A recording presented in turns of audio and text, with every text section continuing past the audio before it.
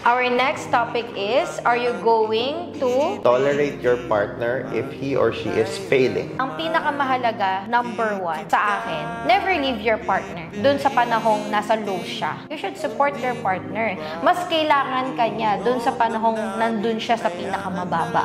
At dapat ikaw as a partner, you help your better half na paano ang gagawin natin. Get back, tumayo ka. Huwag ka magpapatalo sa mga yan. Pag ang partner nyo bumagsak, tandaan nyo, babagsak din kayo. Lalo na kung may mga anak na kayo, sabay-sabay kayong babagsak. So you don't want to be in that position. So better yet, as early as possible, you do your part. You uplift your partner, supportahan mo kung ano yung pwede mo ma-contribute, knowledge, So in short, ang finances. sagot mo is huwag mo i-tolerate, supportahan mo. Yes, you don't tolerate his failure. You support him. Makabawi siya. Yes, makabangon siya, makabawi siya.